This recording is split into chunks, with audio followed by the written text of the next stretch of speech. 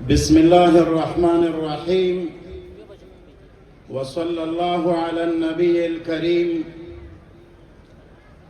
ان شاء الله 5 منټو کې خپل وینا ختموم.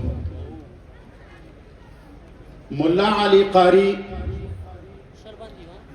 شارح مشکات په مقدمه د علم کې لیکي ويو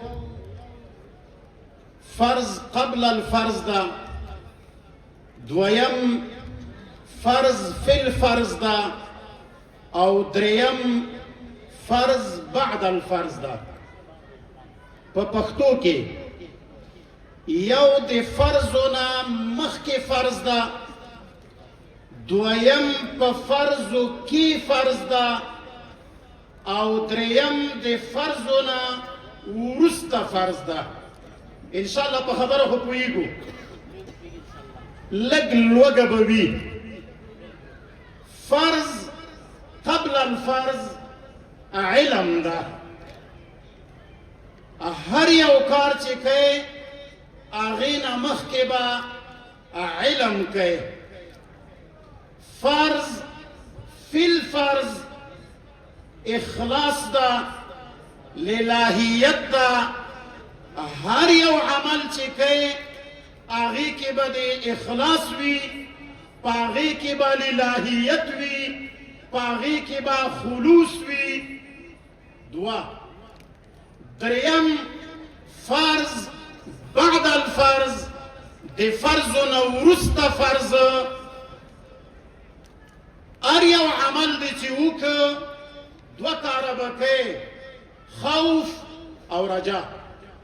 الله نه به ویریږي چې دا عمل به مې قبول شي او که قبول به نه شي، او بل الله ته به رجا کوي، الله ته به تمه کوي چې انشاءالله دا عمل به مې الله قبلوي. مثال لمونځ ده. الله دې موږ ته ټولو مسلمانانو ته د نیک عمل او د لمانځه توفیق را نصیب کړي. لمونځ چې کله کوي فرض قبل الفرض، لمونځ به زده کوي. چې لمونځ دې زده نه وي د ثواب په ځای باندې ګناه ده. فرض فی الفرض، مونځ چې کله کوي خاص د الله د رضا دپاره به یې کوي، دا فرض فی الفرض ده. او آخر کې فرض بعد الفرض، لمونځ دې چې کله وکړه الله نه به ویریږم چې دا لمونځ به قیدی شي قبول نه شي، ځکه چې ما نه به کوتاهي پکې شوي وي.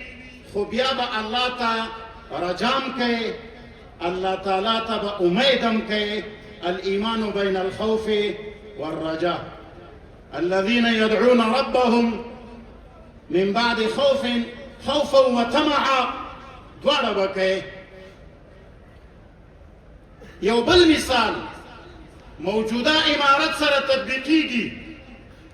یو مسئول چې وزارت کوي، یو مسئول چې ولسوالي کوي، یو مسئول چې ولایت کوي، یو مسئول چې مدیریت کوي، یو مسئول چې امریت کوي، یو مسئول چې قمندانی کوي، یو مسئول چې هغه محافظ ده، یو مسئول چې هغه رئیس ده. فرض قبل الفرض اول به د وزارت امور زده کوي، په وزارت باندې به علم لري. متعلقه وزارت چې ده ته ورسپارل کېږي هغې علم به ورسره وي. فرض قبل الفرض.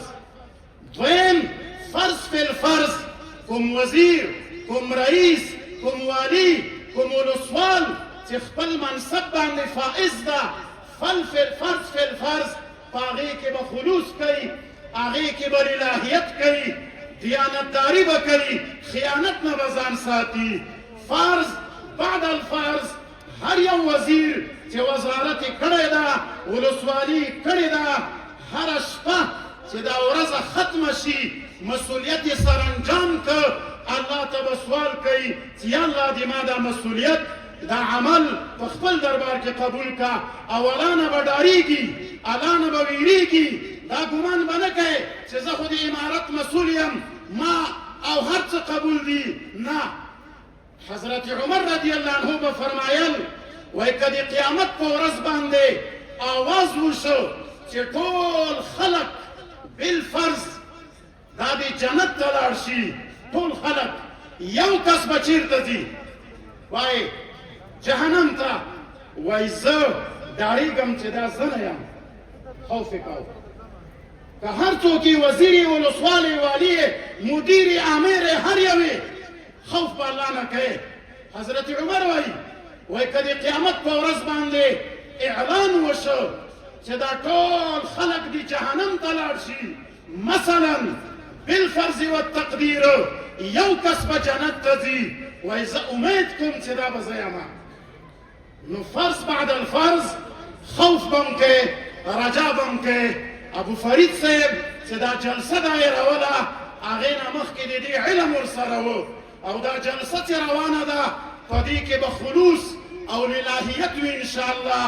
او چې کله دا جلسه اختتام پذیر شوه بیا به دی الله نه ویریږم چې دا جلسه به قبوله یو که قبوله به نه. او بل به انشاءالله الله ته تمم کوي چې په دې جلسې باندې یو بهترینه نتیجه ورته مرتبه کړي. دا یوه طویله موضوع ده، خو چونکې وخت کم ده زه په همدې باندې اکتفا کوم. وآخر دعوانا ان الحمد لله رب العالمين.